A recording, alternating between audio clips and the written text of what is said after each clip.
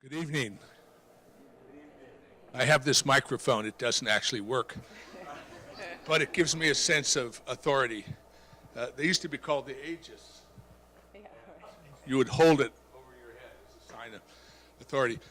Thank you for being here tonight. I'm Hank Hine. I'm the museum director, and this is a program that we value greatly. Our town is the product of Carol Mickett's terrific interest and love for this community. And she once said to me, why are not the civic leaders, the cultural leaders, the political leaders, those who mold this city and give so much, why are they not the same household names as baseball players?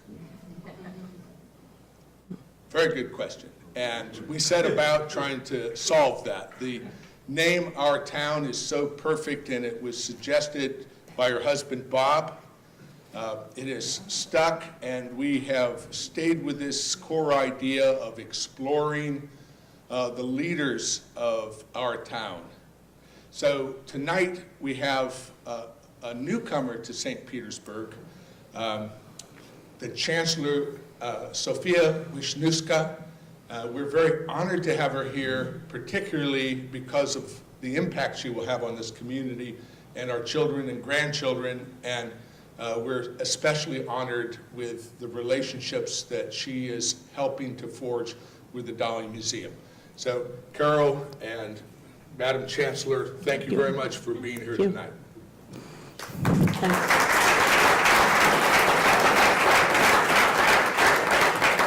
And I might add one other thing. There's a group that's just on its way from next door. They had a meeting, the Guild of the Dali Museum. Please don't be interrupted. There may be 20 or 30 more people coming in from next door. Okay. So, I think I'm a little loud.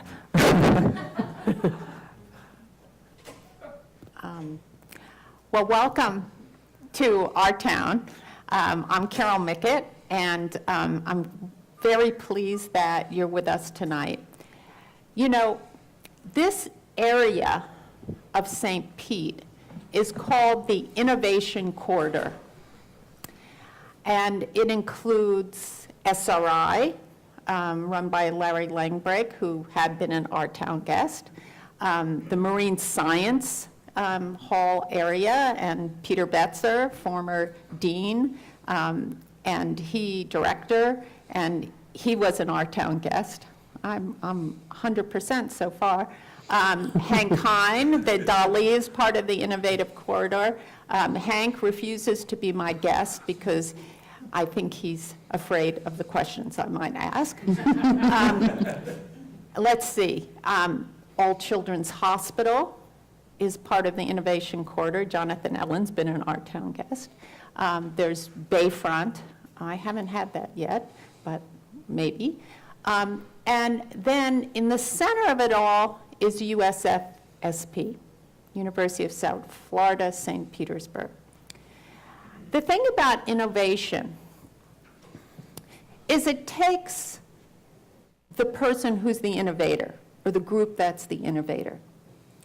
But you can't just rely on innovation. You have to have people to implement your innovation. And the people who implement the innovation have to have lots of different talents. They can't just do one thing. They have to do lots of things. And they have to be incredibly talented in their discipline, but they also have to be educated enough to talk to the innovator. And the innovator has to be smart enough and educated enough to talk to all the implementers. Now, how that happens is you have a university. A university has lots of departments, lots of disciplines in it. And it's run by people who are experts in their field, and they train young people, sometimes older people, to be innovators, but also talented people who can implement the innovations. That's a big thing. And it's very interesting geographically in St. Pete that USFSP sits in the middle of these other organizations. And it's there to develop that resource so that we can continue to innovate and implement. So to make that happen is a great responsibility. And Sophia Wisniewska is the person who has taken on that responsibility. And that's a big one. And so tonight, we're going to find out who this person is, who we have given this great responsibility to, and who has accepted to do this great thing in our city, our town, St. Petersburg. So please welcome Chancellor Sophia Wisniewska. Thank you.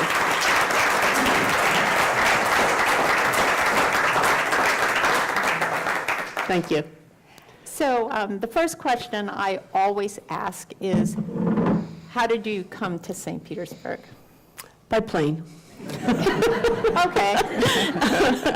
No, actually, I came to St. Petersburg for this job. Though I knew about St. Petersburg, had never been here before, and a friend of mine had shown me an ad about this position, and I always said, oh, I think I'm good for one more good move in my career. She and I always kind of coached each other. And so when I saw this ad, it kind of spoke to me. I said to someone, I think that has my DNA on it. Oh. And so she nominated me for the position, and then I went through the process, and which went quickly and rather openly, I must say. I also not only did not hear about St. Petersburg, I didn't understand sunshine. And so I was offered this position, and every step of the way, it just felt right. It felt like I was making the right move. I wasn't looking. I had been in the same university for decades, in the same job for about 8 years, and so this was a big move for me. And I said to someone recently, if I had to do it again, I'd do the same thing. So what struck you about St. Pete? Not USFSP, but St. Petersburg, the town. So, a number of things. During this interview process, we have in higher ed something called airport interviews, where they lock us into our room and don't let us come out. No, just kidding. But normally there is a process. You know, you go through those stages, and then after you go through the airport interviews, you're supposed to come and do campus visits. Well, I snuck out of the airport during the interview process, airport interview process, because I felt I was making a big move, and I wanted to have a feel for the town, for the community, because just in case I wasn't making the right decision, I wanted to have a feel for it. And so I remember I had a friend in Sarasota. She met me. We had lunch at 400 Beach. And then I started stalking people on campus. And there were some embarrassing moments, I have to tell you. I walked into the University Science Center in the first floor and was curious to see what was on the second floor. And the College of Business were undergoing ASCSB accreditation review. And there was my picture saying, the candidates that were interviewing at the airport. And there were lots of people, and I thought, oh, dear God, some of them will be in the airport interviews. They'll think I'm stalking them. So anyway, and I went around and I asked students what it was like to be here and what it was like to work here. And so I got a good feel for the campus and the nice sense of community, and certainly the beauty. And then I walked around town, and first of all, the area is gorgeous, but the thing that struck me immediately more than anything else was the opportunity that this community offered for partnership. I just remember, I almost felt like I was standing on top of the roof looking in one direction, and there was the airport and FAA, and then NOAA, and the Coast Guard, and SRI, and all the hospitals up the hill, and all the museums to the other side. And I thought, you could just reach out your window and form a real partnership. And probably of all the things that I saw, the faculty were wonderful, the students were wonderful, but that rare opportunity to, in such close proximity, to have many opportunities for partnership struck me more than anything else. Well, the way the university is situated, when you look at USF in Tampa, it doesn't have that same proximity right. that you have here. So that is a difference. Yep. And unique probably to a lot of places. True. So you lived in Philadelphia a long time. How did you get to Philadelphia? By boat.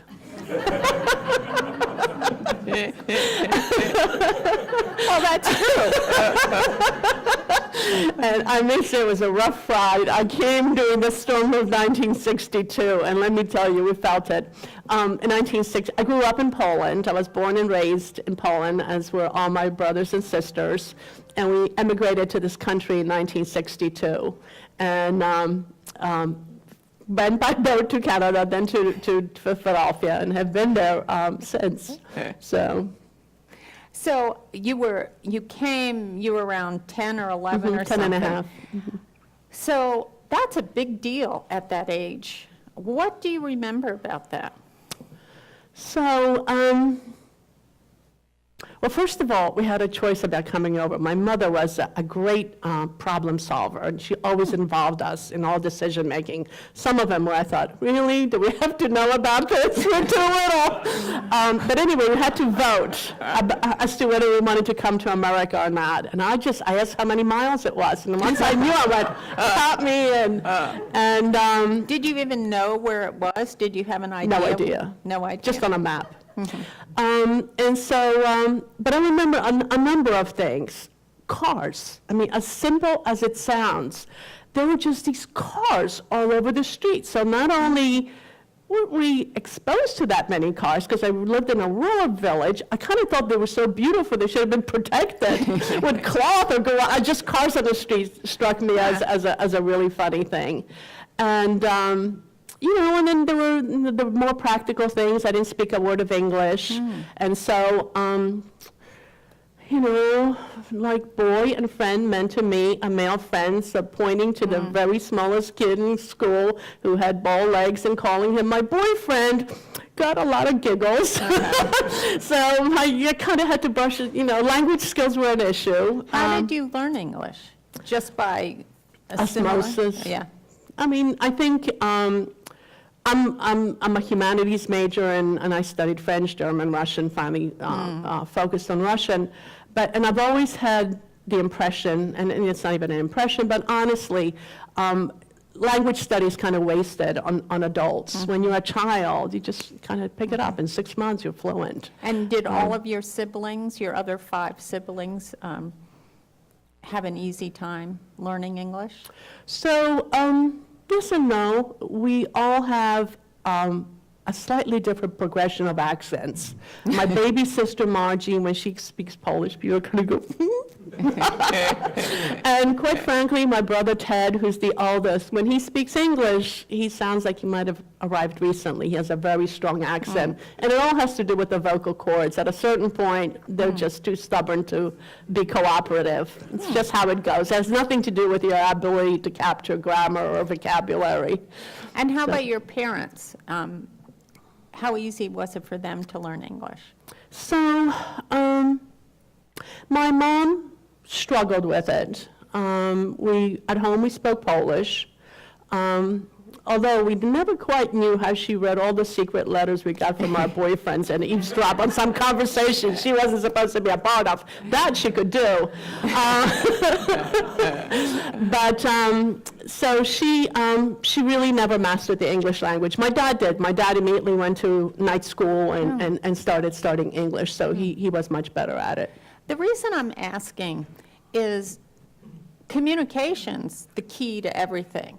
So Robert and I just got back from Germany, where we're working on a project, and most everyone there speaks English, with certain, and we of course stumble with our German, and we recognize that to communicate with these people, the Germans, we rely on them knowing our language, and how unfortunate that is in many ways that we aren't, and we're highly educated people, that we aren't more fluent in other languages, and especially now with the way the world is, and we're more immersed in the whole global community, Right. that partnership you talk about isn't just next door, it's around the world.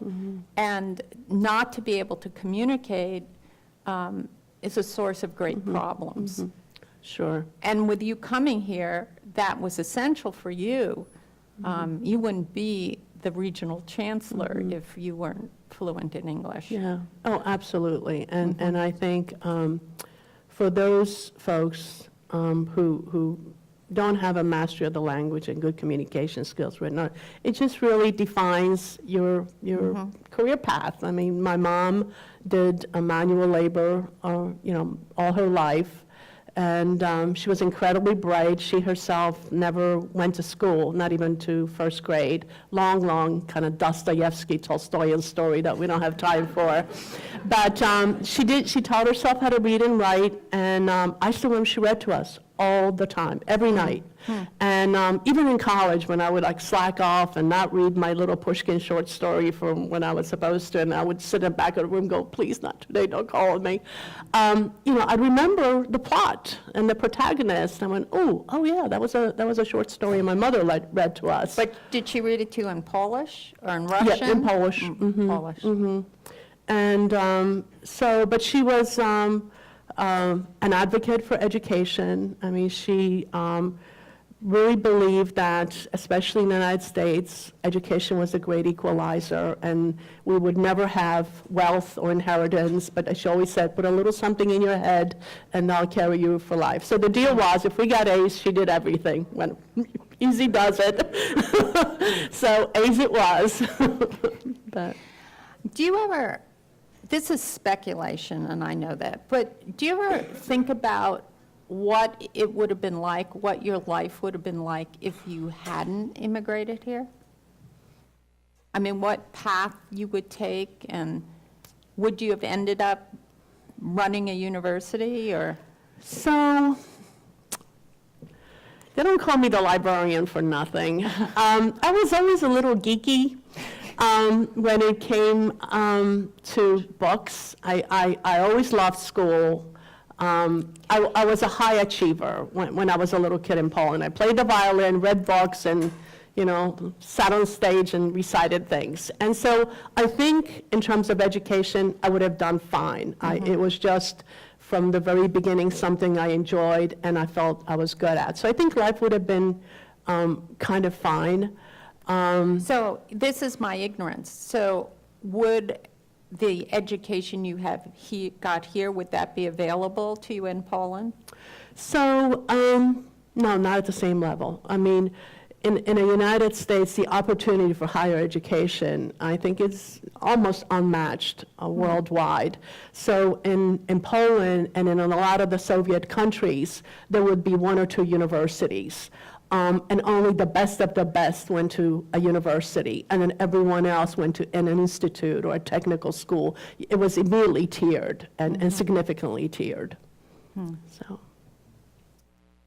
Do you ever think about that sometimes, like what it would be like and what you'd be doing, and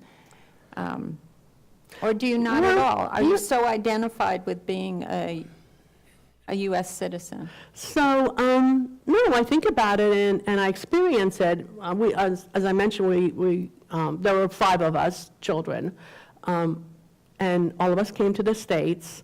And at one point, my brother, older than I, but not the oldest, kind of went back to Poland to find himself. And tried once, didn't find himself, tried again. I still didn't think he found himself, but he found a wife. And Oh, that's better. so, and that was in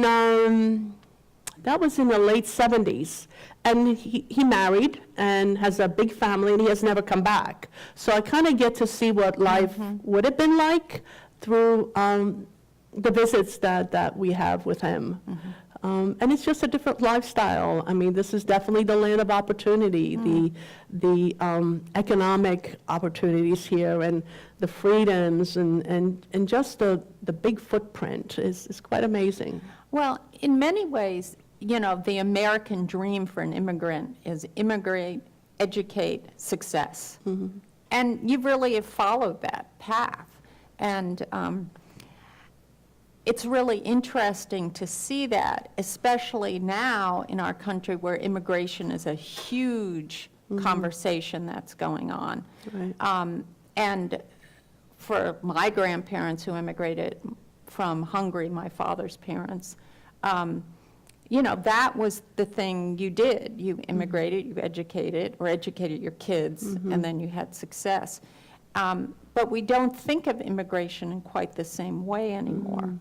So do you have any insights, since you did go through that yourself, into what that process is like and how it maybe is different now? The immigration process? So one of the things, I think it's, we celebrate differences more. I think when I came, we all talked about the melting pot. And, you know, as quickly as possible, you try to fit in with everything. And I think now, I think there's more appreciation for differences. One of the things that's most obvious is people keep their original names. I mean, I joke about my difficult name, you know, it's like, Wisniewska, you know, so I say Wisniewska, and then I go to Poland, and I say, they go, what, you can't even pronounce your own name because it doesn't sound anything like that. What's it sound like? Wisniewska. Wisniewska. It means black cherry, by the way. Really? So I'm almost like Indian, Sophie Black Cherry. Yeah. But, but more importantly, I loved my first name. It was simple and it was pretty. The proper name was Sophia, and the diminutive was so cute, Zosha. You know, my sister's name was Gosha, and my other sister's name was Haya. It was like the sound of music. Zosha, Gosha, Haya. And then we had these cute names, and then once we translated them, oh my God, Sophie was like the most old-fashioned name when I was growing up. It's very popular now, but Well, it means I promise you, wisdom. 2 Jewish grandmothers, and that was it. So, anyway. But, So as you start growing up in Philadelphia, yes. how are you educated? So, I don't think it's a mystery or it's a secret. The Poles are like 99.9% Catholic. And so I immediately was sent to the local Catholic school, grade school as we call them. And that was okay. You know, it was a neighborhood school. But I just like, you know, I was always like moving around my chair. I just didn't quite fit there. And, you know, the nuns appreciated obedience, and I was a little bit of a troublemaker. And they liked silence, I was a little on the loud side. And then they liked, you know, faith, and I liked inquiry. You know, we just... I don't think you've changed very much. So anyway, and then I remember I went to take my entrance exam to this high school, and all the seats were bolted into the floor. I went, oh no, I can't do this. And so we had 2 options. One was to go to the Catholic high school in Center City, Philadelphia, and the other was to go to the local public school, which wasn't the best school in the city, and it was the 60s, and my mom noticed that people were doing drugs in the schoolyard, and so the options did not look good. And then mysteriously and miraculously and magically, I was working for a Jewish family, in the sort of the precursor to CVS. It was like a cut rate. And they told me about all the people they knew, the boys and girls in Philadelphia, and where they went. And they went to these 2 public high schools. They were kind of the original magnet schools for gifted boys and girls in the city. Central was for boys, and Girls High was for girls. And so I went, I took an entrance exam, I was admitted, and I have to tell you, Girls High changed my life. Because everyone went to college. I mean, it was not a question. There was no such thing as the business track. It was all academic, and it was all college-bound. And so I was going to college, and that changed my life. But more importantly, my little sisters, I remember my sister Margie saying, well, if Sophie's going to college, then I'm going to college, you know? And so like everybody who was left in the house was going to college. And we were the only family in my neighborhood, on my block, to go to college. And it all had to do with that opportunity to go to that high school. It's amazing, isn't it? Yeah. How these things really direct your life. Yeah. So you went to an all-girls high school. So there's a whole literature research about girls going to girls' high schools and boys separating them out, and that girls flourish when they're in all-girls school. I mean, people went to Barnard in New York, always said that. Was that your experience with the other young women that you were with, that they succeeded more because of being in an all-girls school? Absolutely. I remember, maybe it was 10, 12 years later, I gave my speech to Jesse one day. I was invited to be a keynote speaker at Girls High. And it was great. These women, they come from all over the country in these hats that we haven't been wearing since the 1930s, back when they graduated. But, so it's a big deal, big reunion. And I remember when I was preparing for that keynote speech, I did a little bit of research on where the Girls High girls were. And just in Philadelphia, I could find 8 sitting judges, a school superintendent, numerous poets, artists, doctors, lawyers. And so some of it was a school for high achievers, but also I found that girls did everything. You were the captain of the volleyball team, and the president of the student body, and the head of the treble clef, and whatever. So by the time The treble clef? treble clef, What's that? it was a little orchestra group, okay. and so by the time we graduated, and someone said, no, that's not for you. It was too late. You didn't know how to to put it roughly, sit down and shut up. So why don't we do this more? I mean, we've sort of backed away from that in this country. The downside was I didn't have a date for the prom. Well, the ups and the date downs. for a prom and all that other stuff. So, honestly, I think there are so many more opportunities for everyone now. I think Girls High and the Seven Sisters, I did my graduate work at Bryn Mawr College. Those were alternatives because women didn't have the opportunities in the mainstream. And so I think there are just so many more choices, and some are better for others than. But a lot of the research has shown that girls do really well in math and science, They do. and then when they get to a certain age, they start, not wanting to show up the boys and this, so they dumb themselves down. Or they don't choose to be class president because they don't want to look ungirlish or something. Yeah. So, there are difficulties. I think that conversation, and I guess alternatively for boys.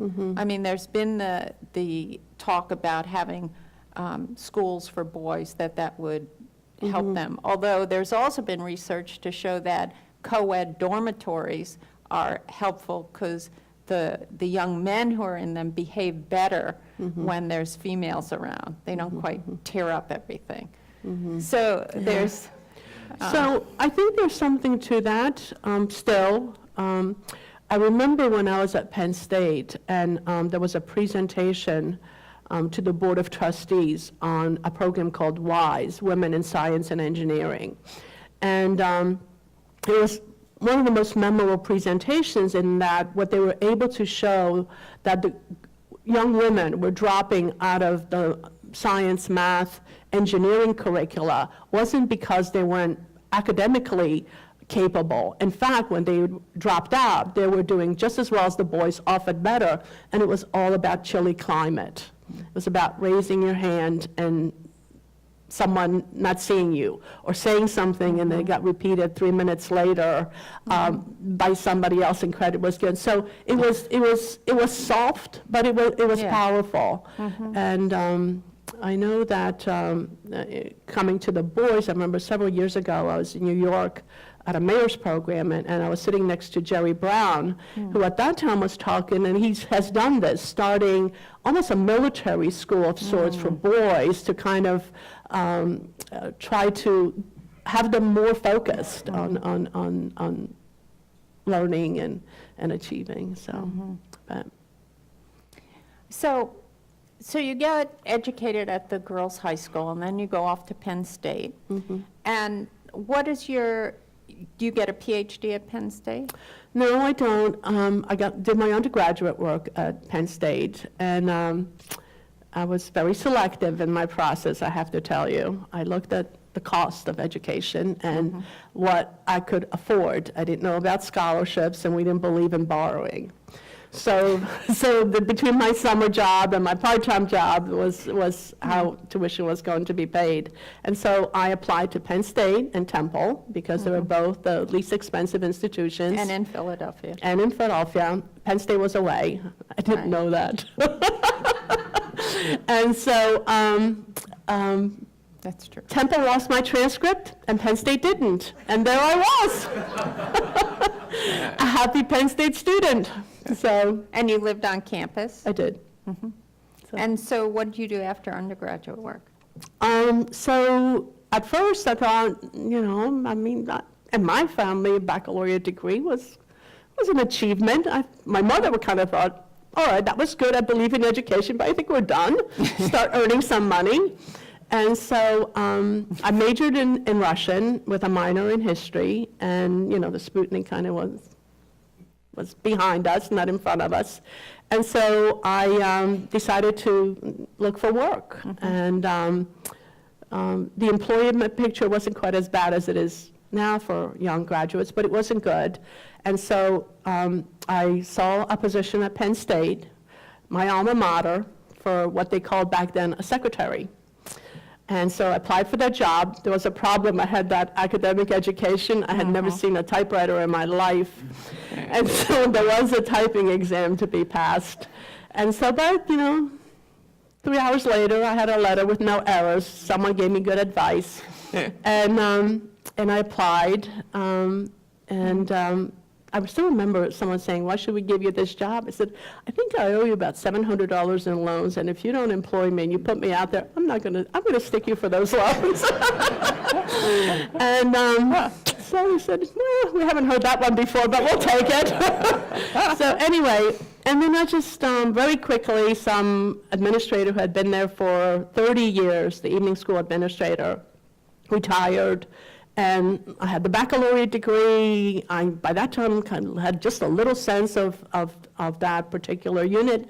And so I said, give me a chance. I can do this. I'm a quick study. And what area was it? It was at a Penn State campus in Abington, and it was being the administrator overseeing the evening program, staffing, scheduling courses, that kind of thing. So, and then just had a lot of opportunities along the way, and I kept on getting promoted, and here I am. So you never went to graduate school? I did. So at first I did. And once I was on the college campus, I fell in love with it. I just thought, I love the difficult faculty. They only try to tie my shoes like once a week, I thought it was great. No, but really they were just smart people, caring people, doing noble work. The students had faith and hope and optimism and such promise, and I thought, I love it here. I want to make a career out of this. And so that's when I realized that there's a very straight, unforgiving path to higher ed administration. And, and you're supposed to be an assistant professor, then associate, then full, then department head, then dean, And so I went to, that's when I went to grad school. I applied to Bryn Mawr College, and that's where I did my graduate work. In what? Russian language and literature. Oh, Russian. Yeah. And then did you become a faculty member? Did you become an assistant professor and move up that way? I have a fairly non-traditional path. I mean, Why does this not surprise me? but I did teach at Bryn Mawr. I taught at the undergraduate and I taught at the graduate level. And so, I got the Ph.D. and then I did a little bit of teaching, and then I found out you're supposed to do publishing. I thought, oh, dear God, it never ends. So anyway, so I was doing all these things as an adult. If I had to do it all over again, and had I known how firm those expectations were, I would have just done all of this out of school. Right. Yeah.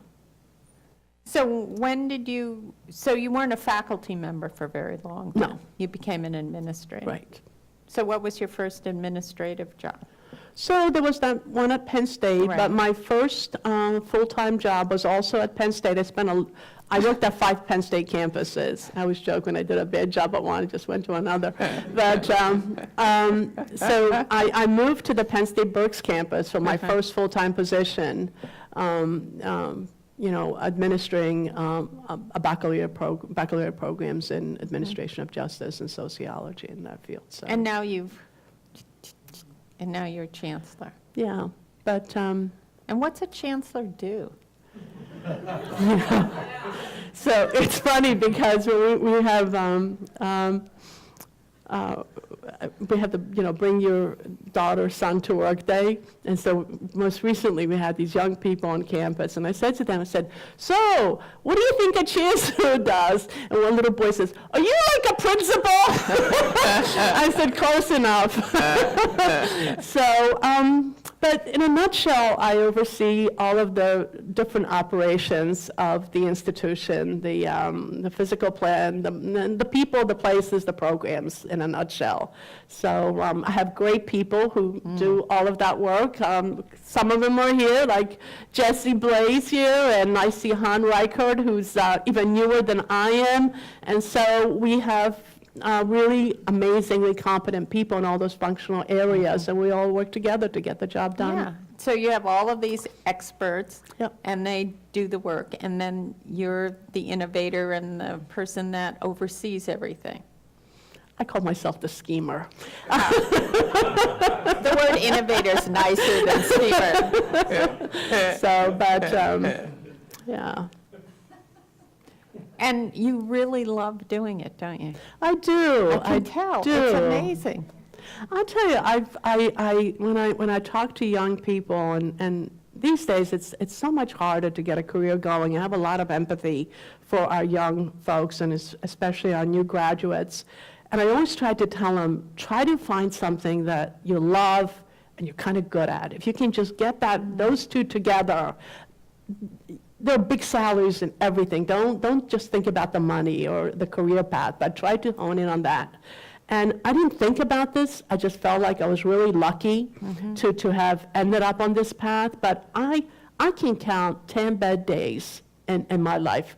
And I usually resigned on like 3 of those. So I just feel like I've had so much fun working. They must have been really bad. So, no, I've had a good run. I feel very fortunate. So as the chancellor of USSP, you are also in a system, Yes, the USF system. yes. So could you explain that relationship and how you fit into that bigger system? I wonder if this is a time I would like calling that young person. And I'll try. It's complicated, and it's different from most systems I have known. So kind of in a nutshell, in Florida, there's the state university system, and that includes all of the big universities, UF, FSU, UCF, USF, the whole dozen or so. Within that system, USF is a system. And what that means is it's 3 institutions, Tampa, Sarasota, Manatee, and St. Pete, are separately accredited by SACS, which is the body that accredits all of our programs, and then they're separately accredited by the different accrediting bodies, such as ASCSB for business and ACIN for education and for journalism. So we're kind of separate, but not completely. We share certain services, in particular legal services, Health insurance. health insurance. We have one union, huge risk management is a central service. Library. So we pulled together at the system level to create efficiencies, and then we're independent. So it's a fine dance. And the USF system is different in that most systems have separate system governance. So, for example, in Pennsylvania or New York or, California, where, there are tons of systems across the country, there'll be a governing body that is not part of the campus or part of the institution, that oversees all of the institutions. At USF, one day, a chief academic officer will be wearing a Tampa hat or a system hat. So they have dual roles. That's a little more complicated, but it works most days. So what is Judy Gensheff's role? So she is the president of the University of South Florida at Tampa. The system? Or She's both. She is the president of USF Tampa, and she is the president of USF System. She has a dual Okay. role. That helps to explain it. Yes. And same is true for the provost. I believe he actually carries two titles, one which represents his system role and one which represents his Tampa role. But do you have a provost at USFSP? We do, that handsome guy back there with that cute accent. So Han Reichelt is our newest member of our leadership team, and he just came to us from Atlanta. Could you stand up so we can all look at you? Yay! Yes.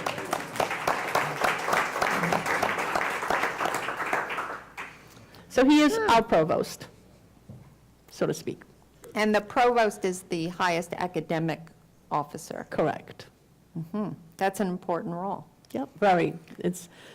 Has most of the budget. But you are his boss. He lets me think that. Remember I told We you gotta that? get this clear. Yeah, remember I told you about the days when people try to tie your shoes? Yeah. So, no, we work well together. So one of the things that you've done, because you're new, and maybe not only because you're new, maybe it was timely, is that you've created a strategic plan for the university. Yes. So could you explain what a strategic plan is and why you do that? So I'm a big fan of strategic planning, let me preface with that. In every job I've had, any significant achievement always came out of a strategic plan. And I remember in one of our institutions, we're stumped. We wanted a new facility. We wanted to look more like other Penn State campuses, and kind of weren't getting anywhere. And then we created the strategic plan, and then everybody always said, is it in your plan? We go, we've got a plan. And, we'd apply for funding, and they said, is it in your plan? You go, certainly it is. And so after that, I just saw the power of good planning and the results that it could produce. And so I've done lots of planning in lots of my jobs. And when I arrived at St. Pete, we had a plan that kind of expired. It was already a year beyond its life, and it was time to think about a new blueprint for the future. That's how I think of a strategic plan. But also, I felt it was one of the best ways to engage not only the internal community, but also the external community.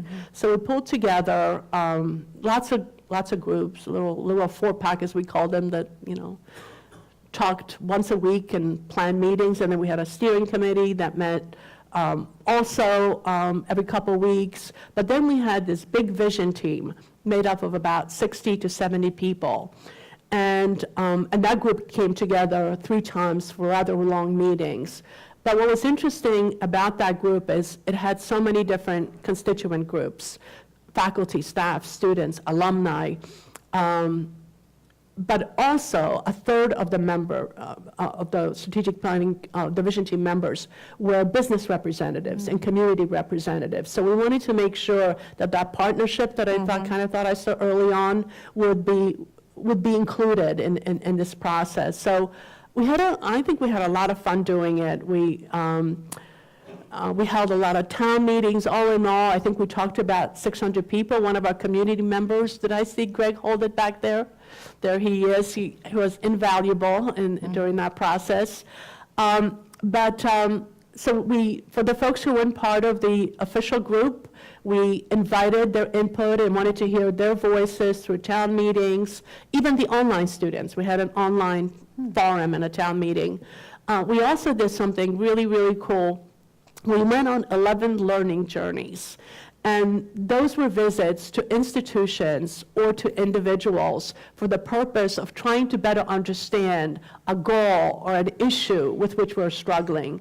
So for example, we knew that we wanted to do significant work in a partnership arena, and we knew that North Carolina State was one of the national models for that. So with Greg's help, we're able to arrange a meeting there. Mike Vivio, who's the president of Valpac, some of our faculty, some of our staff, a couple of our students, about 10 of us went to NC State, met with their president and a whole lot of other folks to learn how they went from being in a shadow of Duke and Chapel Hill to dominating the relationship with significant business partners.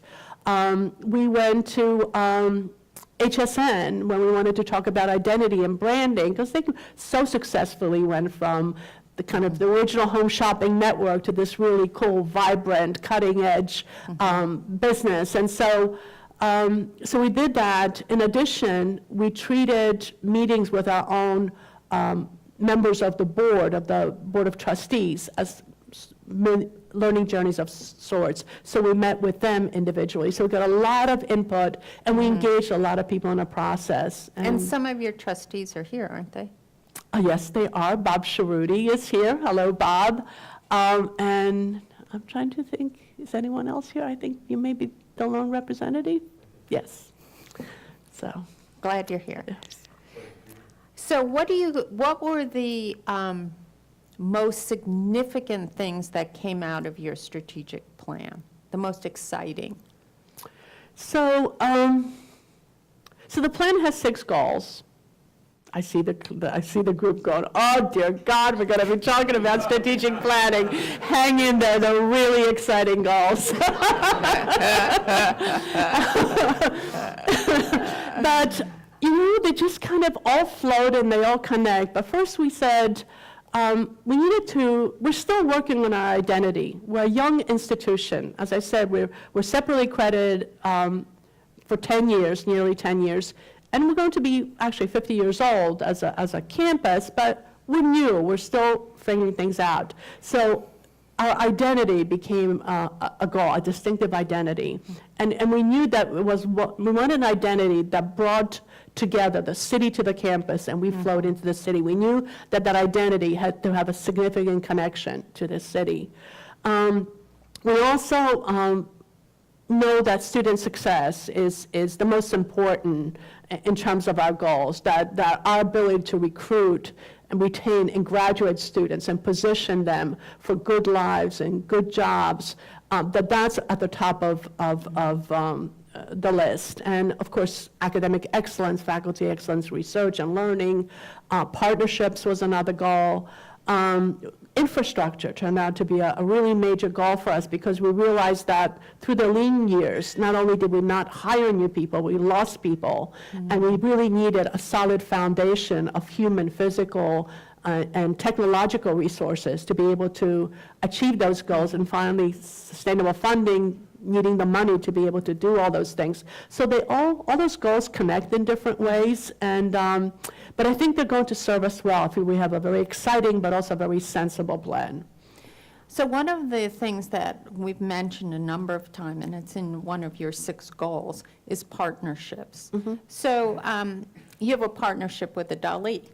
We do. We work with Dali very closely on a number of levels and in a number of different areas.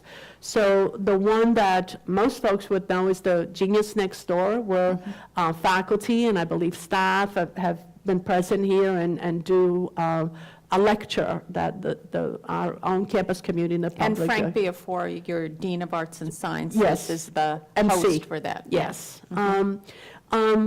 We're just outside talking to a couple of folks from the Dali who are teaching art. Peter And- Tuck. Yes, in our curriculum. Our involvement does not just stop with the arts.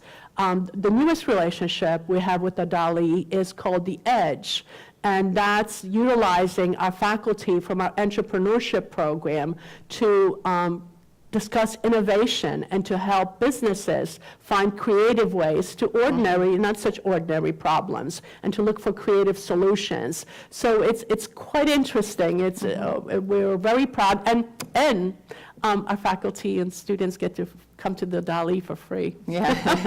I've been here 4 times myself. So you also have a interesting partnership with All Children's and Johns Hopkins. We So do. what's involved in that? So we have a very, very strong psychology department at USF St. Petersburg. Some of the national leaders in autism and brain development in children and AIDS in young people, a number of areas are really, really strong. But one that is especially strong deals with brain development in children and mental health of children. And so Jamie McHale, who's our leading scholar in this area, has been working with people at USF St. Pete and colleagues in California to create a body of research that absolutely shows that most of what happens to us happens between the ages of 0 and 3. As he's like to say, even though the child doesn't remember, the brain remembers. And that so much good can be done during that period of time, and so much damage can be done in that period of time. So what we're doing is taking his intellectual capital, his knowledge, and moving it over to Johns Hopkins. Our faculty in the near future will be physically located at Johns Hopkins, which will be seeing some of the parents coming in with the children that will can benefit from this knowledge and this expertise. And this year we're successful in getting the legislature to appropriate funding for us to do this together. We received $1 million. Johns Hopkins also received $1 million to help us get started in this effort. So that gets located at All Children's. Correct. So they'll still be our faculty. For example, the education component will remain with us. We currently offer an online certificate that's offered nationally in mental health, children's mental health, and our master's degrees. We will continue to provide that educational component, but the clinical portion will happen at Johns Hopkins. That's really exciting. So one more thing about your campus is that it's stunningly beautiful. True. I mean, we always talk about when we drive by it, why would a student not want to go here? You know, they can take sailing lessons and, it's just such a beautiful campus. So how does that work for you as chancellor? Is that just a wonderful asset? For me personally, or for the students, or for the campus? For you personally. For me personally? Well, has anybody been in my office? Oh my God, the governor should have that office. I think one of them might have, but anyway, it's just, the beauty of the place is overwhelming, and it's funny because when I was interviewing for the position, as I said, I worked at Penn State. I was at one of the meetings at University Park. It's April now. I come out of the Nittany Lion Inn, I can't see my car because it's covered with snow. I take a photo of it, I send it to my colleague Helen Levine. I said, can you believe this? This is my car. She sends me a photo back out of my office with Flipper, doing its thing, and says, I promise you, that's a view out of your office. I went, okay, this is looking better. So, but I find while we like to think that our beauty is not skin deep, that we're much more than our physical environment. The truth of the matter is we have found that students who come and visit and spend time on the campus are the ones that we successfully recruit and who remain with us. The students who've been offered admissions and turn us down invariably have never been to our campus. And so I think it's not just the physical beauty of the campus, but the feel, that feel of an intimate, family-like atmosphere where people know you, and there's just always a great buzz. So in the end, academic reputation is really the most important thing any higher ed institution can have, but the culture, the climate matters also. So how do you see yourself fitting in with St. Petersburg, let's say, in 10 years? I mean, what do you want to achieve in terms of the partnership with the greater city, not just, let's say, the Dali or All Children's? There's also, of course, marine science, which is like huge. But how do you see the university growing in St. Petersburg? So we want to grow. I mean, in terms of numbers, one of the goals in the strategic plan is to grow our enrollments. We have fondly said 10 and 10, that we want to have 10,000 students, headcount that is, in 10 years. We're about 6,000 now, 6,700 depending on the semester and the programs and how we count. So we believe that in order to achieve excellence, we need scale. Students want more courses, they want more programs, faculty want to offer more programs, and none of that is really achievable if you don't have enough scale and efficiency to be able to do that. And so we still think that at that number, we'll not lose the intimate field that the institution has, but we will be able to advance the quality of our programs and services. And so with that in mind, we want to change the mix of our community and residential population. We'd like to have a few more students on campus. Right now, about 10% of our student body is residential. In 10 years, we hope that will be more like 20, 30%. So obviously, we would, need another residence hall. We also want to build some new programs. I think programs are kind of the bedrock for the future. So, and particularly, we want to grow at the graduate level. I think that's what distinguishes us from other institutions. That's what attracts strong faculty. So, and as we do all of that, we really need strong partners. Right now, one of the conversations we're having is around data analytics and big data, if you will, for the healthcare industry. And we're working with a partner in Palmetto in developing a program that I think will draw students from across the country. I think we'll be really on the cutting edge of that curricula. So you talk about USFSP as being this intimate, and then you think of University of Florida in Gainesville. Right. Right? Everyone wants to go to University of Florida and be a Gator. And it's huge, right? And then you have USFSP. So why would a student, let's say in St. Petersburg or in Florida, choose to come to you rather than go to University of Florida? Supposedly they can get into both places. So what makes you special and more desirable to somebody than University of Florida? So I haven't been to Gainesville, so I can't comment on the town per se. It's So- not as nice as Okay. ours. Trust me. I've been to Tallahassee, so I would know why someone would come to us. No. But I think for a number of reasons. I mean, I really think St. Petersburg is really special. The water is a part of it. We often think about what is special about it. If I look at different institutions, there are a lot of institutions that are on the water. There are lots of institutions that have a big name or are part of a big name system. There are lots of institutions that are in an urban, city, vibrant area.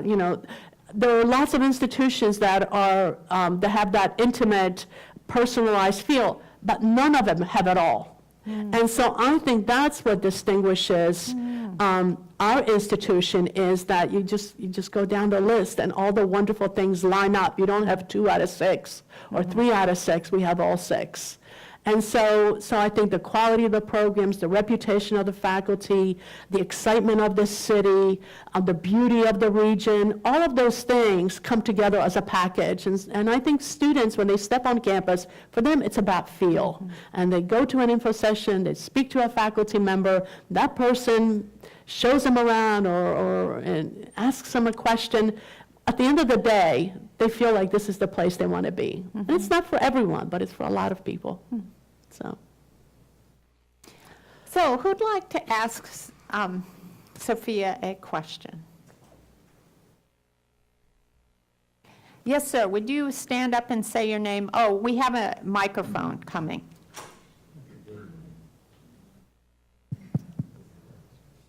Hello, my name is Richard.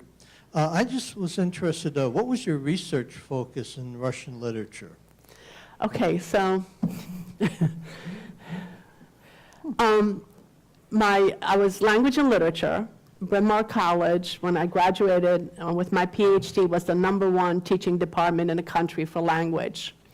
At the same time, we all knew that teaching language wasn't the way to good careers and first jobs, that literature was king. And so while we studied pedagogy and language, most of us did our dissertations in literature. And so being a little on the lazy side and needing to finish that degree quickly, by the time I figured out I needed, as one of my bosses said, you better hurry up, you're getting kind of old for that PhD.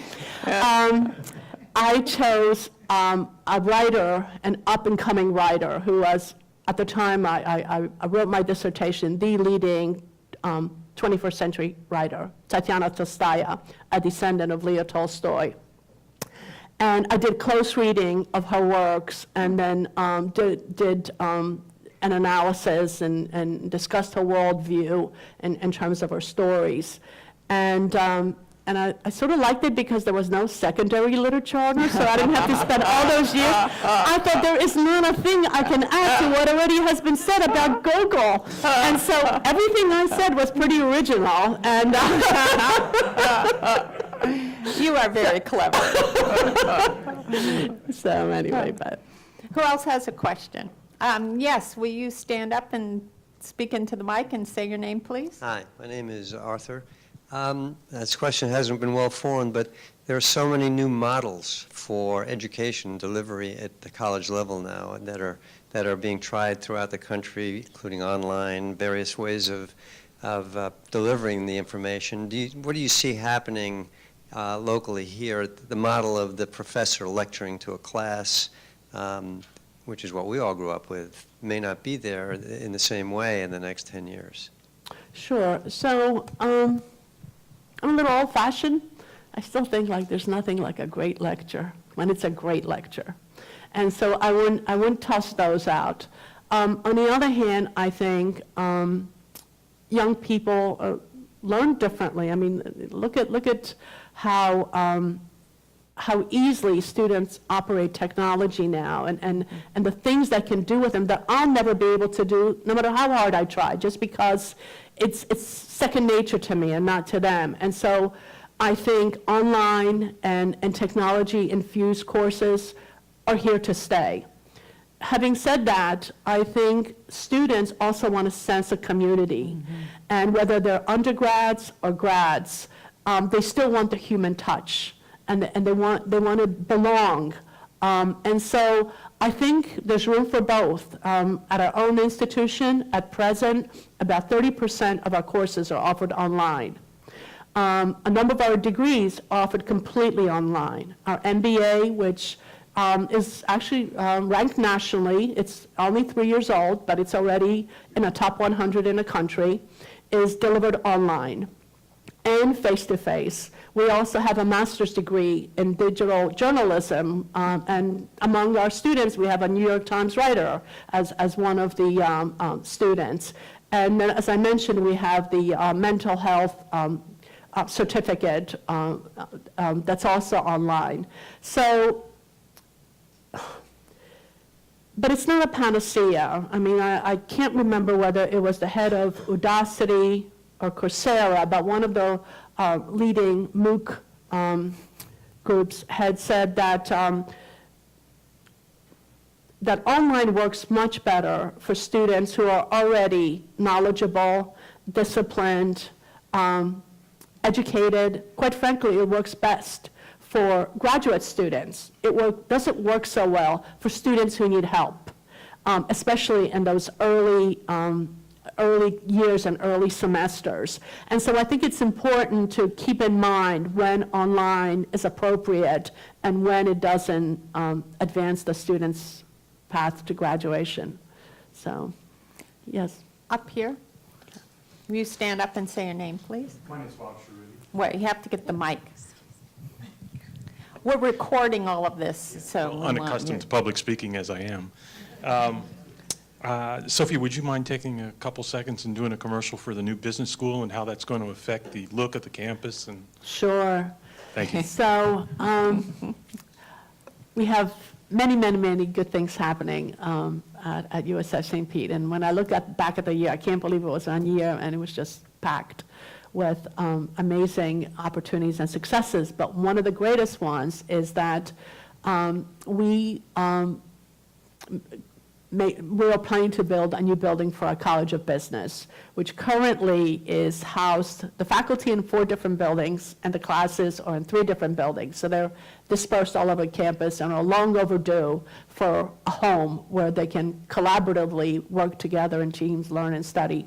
And so we're very fortunate. During the last 2 years, the legislature appropriated $15 million for us, 5 last year, 10 this year, which puts us right in that middle. We're having 50% of the funding to start the construction of the building. So we're thrilled. We hired a great firm, Hubbard Jolly from St. Pete, and they brought in experts in construction of academic buildings from North Jersey, Icon 5, and they designed a phenomenal building. When you see it, you will love it. And so we're on track with that, really, really excited. And I think the buzz about the building brought a lot of attention to us. In particular, it brought to us a donor. Some of you might have read that just a month ago, a woman named Kate Tiedemann donated $10 million to name the College of Business. And that's going to transform our curriculum because it will give us the opportunity to do some of those things that we haven't been able to do, to recruit faculty. We currently have a national search for a dean, to recruit a really strong dean, to offer scholarships and educational opportunities for our students. So this is probably the most exciting thing that's happening on campus now. We're going to have a groundbreaking October 14th. I hope you can come.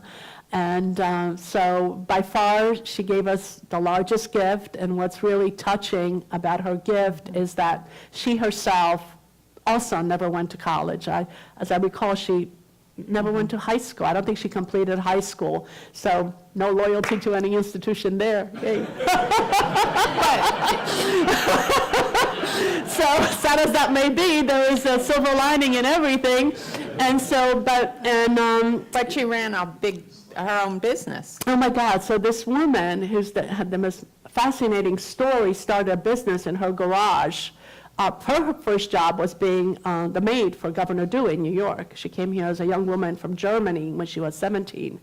And then long story, but she quickly built one of the most successful biomedical equipment businesses in the world. Her company made instruments for eye surgeries, and her products were sold in 110 countries. And she recently sold the company, and quite frankly wanted to leave a legacy and to make life easier for young people who could, as she said, get there faster than I did with a college education. So she wants to give young people the opportunities that she never herself had. So we're thrilled. So where is the business school going to be? So do you know where the Piano Man building is? Right behind it. So. How about Mr. Hearn here? But you still have to say your name. I'm Jeff Hearn with Raymond James. Sophia, I'm going to take liberty and have 2 questions. First, on immigrating to the U.S., your mother took a vote. What was the vote? Was it unanimous, or was it us against them? I think we might have had one abstention. My second question is, we've heard about the business building, but what are you scheming about next? Next, Well, she can't tell you if she's scheming, right? We're all friends, it's fine. yeah. So let me not answer that directly. Let me see if I can dance around that a little bit. But as you know, because we are an urban university, we're in a much different situation than a university that sits on top of a hill or, somewhere's in a field. We are surrounded by water, so, FEMA says build higher. We're across from that lovely airport, and FAA says go lower. And, we've got the hospital on a hill, we've got the city and all the museums on another side. And so in order for us to achieve our goals, we need to be right now thinking about the future and positioning this institution to be able to grow. So acquiring space is really, really a major priority for us. And so I have fondly said, if there's a postage for sale, let's see if we can buy that. And of course, resources are an issue, but we're acquiring soon the Gulf Coast Legal Building. That's not a whole lot of property, but it's a very strategic property. We would like to do more in STEM area.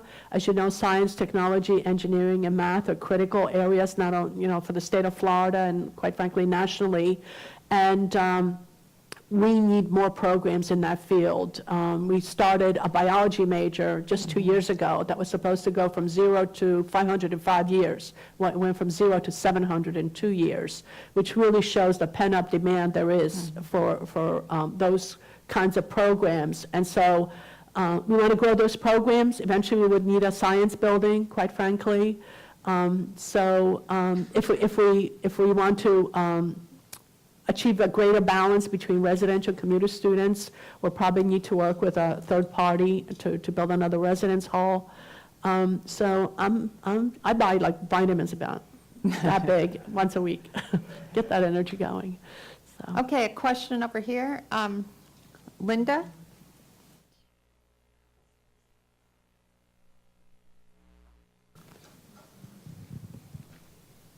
Hi, this is Arlington.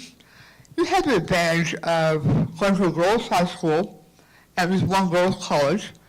So what are you doing here, or what would you like to do to help young women continue to prosper at USF St. Pete? So, that's a good question. I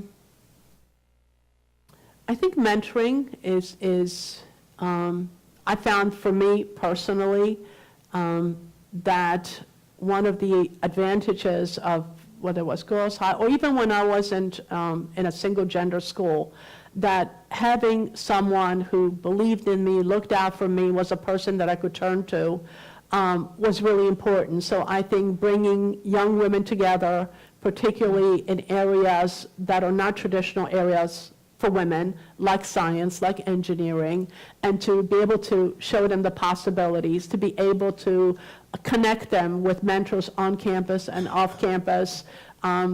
One of the best ways to inspire young women to enter those professions is, quite frankly, to introduce them to an alum who is already working in that field. And we're doing that already, trying to connect students in that way.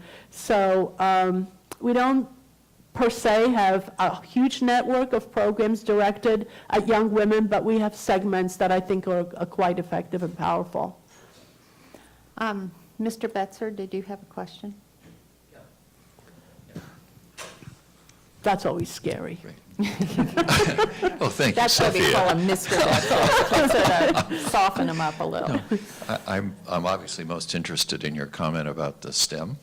And I just wondered the particular ways you might imagine collaborating with basically all of the scientists that are in marine science. Are they a particular advantage for you or not? Huge. We love the College of Marine Science. I think it's one of the gems, not only in Florida, but in the country. It has an amazing reputation, and it does amazing work. And the fact that, once again, they are one of those neighbors that we could, reach out and touch. And they happen not to be part of USFSP. correct. They are part of USF Tampa.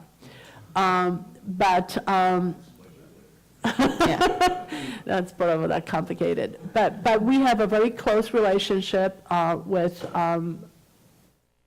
the college and with their faculty. The faculty from the College of Marine Science are offering classes at USF St. Pete in areas where we don't have faculty expertise. We hire many of their newly minted Ph.D. graduates, and most importantly, many of our students are doing research with faculty at the College of Marine Science. One of my very favorite students who just graduated this year, Lauren Riley, had been doing amazing work, and she's kind of our poster child for wonderful things that can happen when faculty and students work shoulder to shoulder. She published before she graduated. She gave presentations in Hawaii and other places. I mean, she was truly a young scholar and doing this at the undergraduate level. So I think we complement each other well, and I'd like to continue that and to see that relationship grow and grow. Okay, you're the last question, so wait till the mic comes and please say your name. Hi, I'm Lisa Yoxo. I'm a recent addition to the St. Pete College team, and my partner happens to be one of your faculty members. So I consider myself like looking at both sides of this coin of different kinds of educational institutions in this area, and I've learned a lot at St. Pete College about the very storied background politically between the state college system and the state university systems. I'm just wondering what your thoughts are on how those might partner and how you can grow that partnership over time. So the majority of our new students at present are transfer students. The transfer population is larger than the first time in college population. And so transfer students are valuable and in partner, they're important partners. In our strategic planning process, Bill Law, who's the president of SPC, was an active participant, and we spent much time talking about how we could partner in the future and what we could do. And I think we're in a process of figuring out what else we could do other than receive the students who complete the associate degree and now want one of our 4-year degrees. Because I think there's a lot more we can do, particularly if we think about the gaps that exist. I mean, unlike in many other states, in Florida, the state colleges offer 4-year degrees. In most states, they would stop at the 2-year level. So in some ways, we're duplicating curricula. In other ways, they're different enough, or they're different, and the options perhaps for some students are more attractive at a university than at a state college. And so we're still trying to figure out what we can do in the future. If you have some great ideas, I'm all ears. So it's time to stop, and I want to invite you to come next month when my guest is going to be Kanika Tomalin, who's our deputy mayor. Another interesting and strong woman leader. Yes. But now we can thank Sophia Wisniewska for being such a fabulous person. Thank you.